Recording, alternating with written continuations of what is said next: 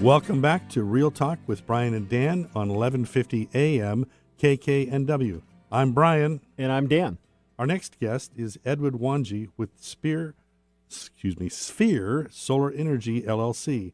Edwin has successfully worked for over 15 years in construction, both in the private and public sector. After 5 years of working for the city of Seattle, he began pursuing his passion in renewable energy and has worked to design and install solar systems all over Washington state, as well as overseas in East Africa. By performing all aspects of the installation process, from consulting and design to boots on a roof, hands-on work, his cumulative knowledge and experience has brought him to a position of leadership within the solar industry. Originally from humble beginnings in Kenya, Edwin plans to harness his skills and introduce solar energy to educational facilities, agricultural enterprises, and remote healthcare clinics in the less fortunate communities around the world. Welcome to the show, Edwin. Great, thank you so much. So what do you do when you're not installing solar? When I'm not installing solar, What's fun? What's fun? Anything outdoors. So usually find me traveling quite a bit. If not, simpler pleasures such as camping every weekend when it's nice out. So that's awesome. Nice. So I was reading along in your intro, and it says installing solar systems, and I'm thinking of like, wow, like moon so and the stars and moon and the stars and the planets. That's what it's like. Wow, you're like creating galaxies here. it's Sorry, coming, Pretty nice. it's it's in my coming. head. Yeah, no, I like So I bet you have some great stories about growing up in Kenya. Do you mind sharing a fond memory of where you grew up? Sure. For us, like our previous host team said, most of it your parents wanted you outside playing. Yeah. Standard. We were very mischievous as well. You know, you had to make fun for yourself. We didn't have inflated proper balls, so we had to Make 'em. Make them. You know, sometimes you're swimming in a river that has crocodiles, and you're not supposed to be there. Gosh.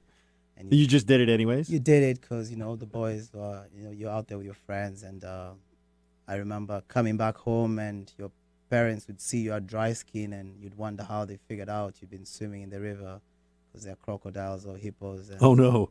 so next time we'd go out, we'd have all this Vaseline on us, so we come back super shiny, thinking.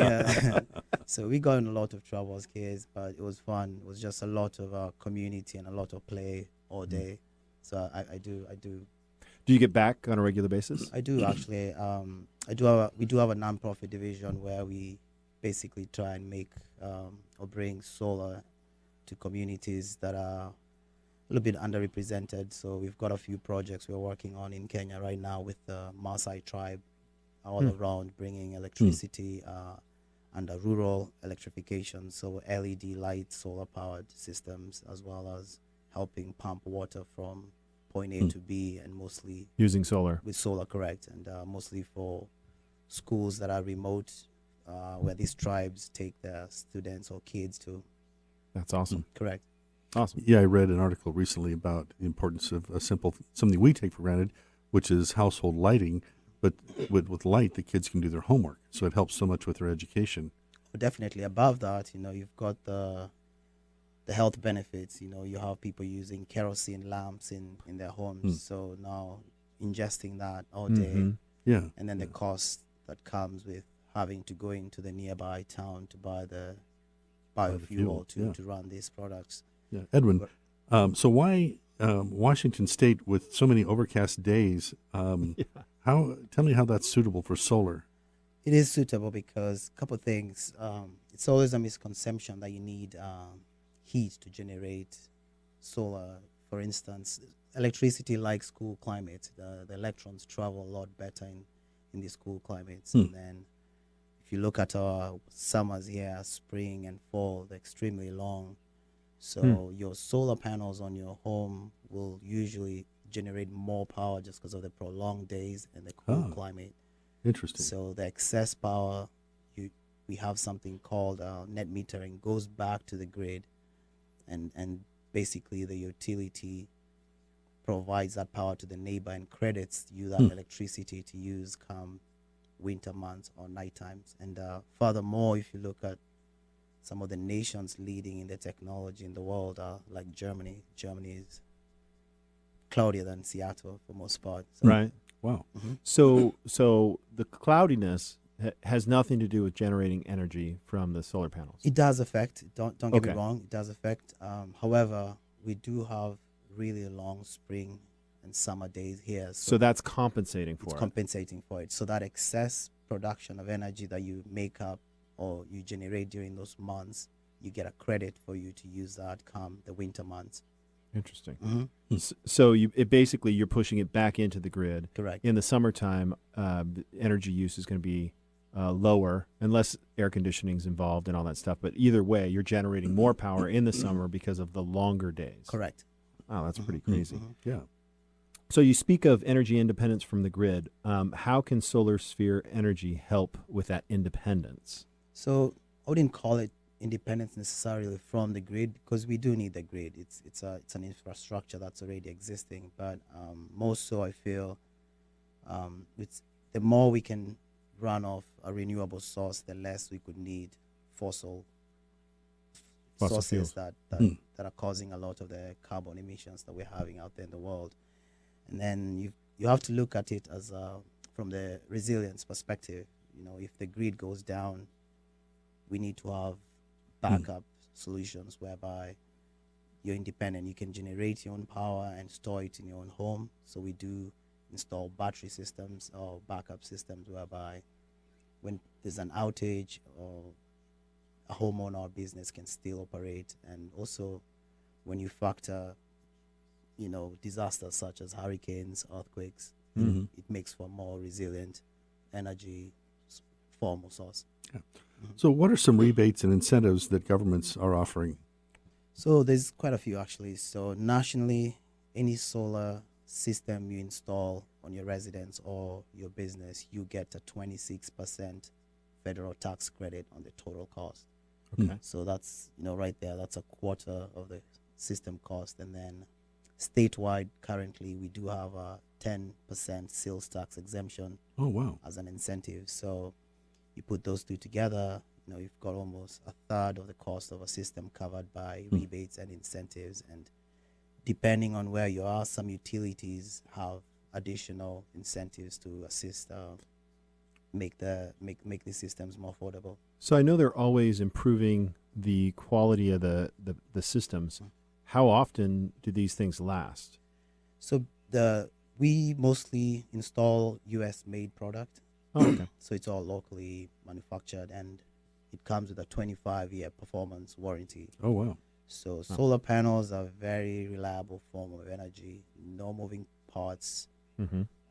We still have panels from the 70s working. You know, just the difference is that they're a lot more efficient now. Now. Mm-hmm. It's tempered glass, so there's nothing delicate about a solar panel.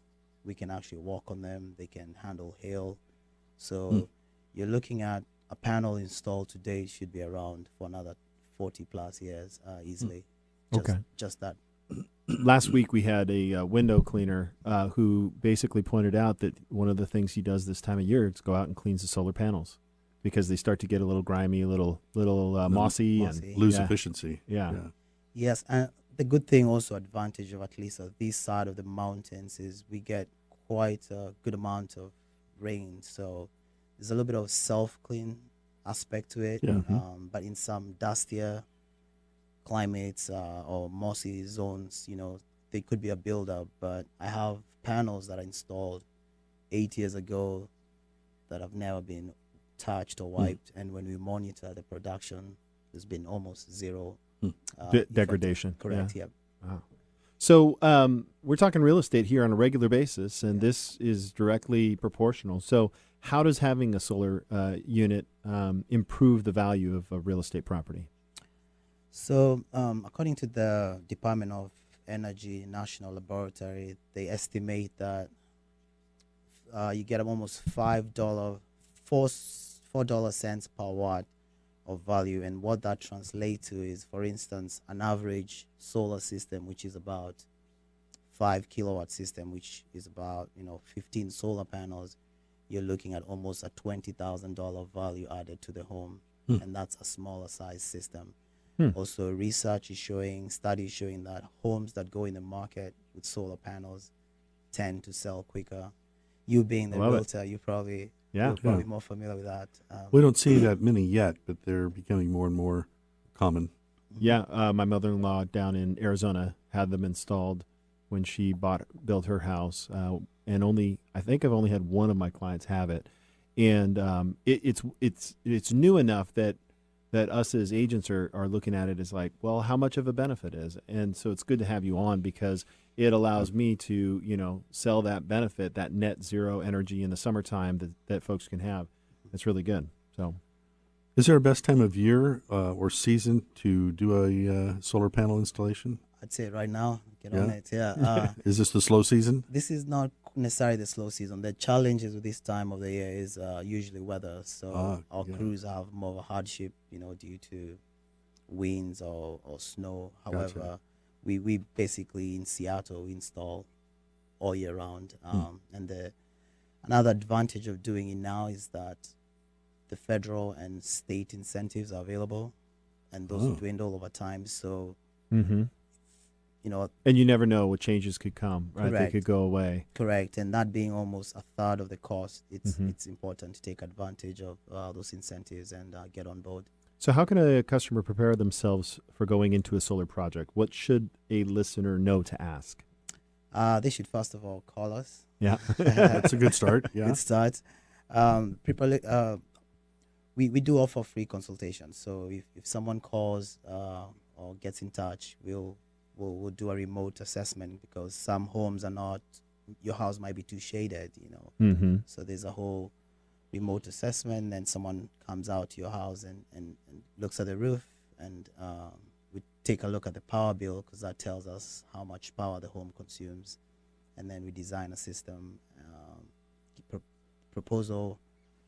And some folks choose to seek financing, which we offer that as well, Okay. and then install the system, which usually takes 2 to 3 days for typical residential home. Oh, that's pretty good. Very Yeah, it quick. is. Mhm.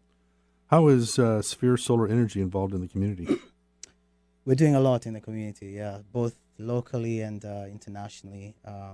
In this region here, we have been very active with doing a lot of education with the youth as well as with schools, trying to get the younger folks more excited about solar, as well as present a little bit more of workforce development opportunities in terms of this is a trade, or this is going to be an industry that will grow. So I feel the more young people can get on board now, as well as we're also very active with trying to make the resource accessible and available to also low-income households. Just because I believe solar energy should be accessible to everyone. So Yeah, I saw the video. Tesla's working on the panels that are basically roofing materials. I thought, man, we just need to go that way. Everything needs to do it and capture as much as you can, right? correct. That's applicable for new construction, but for existing homes, you still Right. have to tear down the old roof. And Right. however, I think that's a great model for new construction and moving forward. Edwin, how do our listeners get a hold of you? You could visit our website, which is Sphere Solar Energy, SPHERE Solar Energy, or call us on 425-610-7366, 425-610-7366. Edwin, thank you for coming on the show today. Great Really pleasure. enjoyed Yeah, hearing thanks, what you had to say. Remember that all our segments of our show are available to watch on our YouTube channel. If you're interested in learning more about any of our guests, please subscribe. Join us after the break for some final thoughts and something fun to do. Woohoo!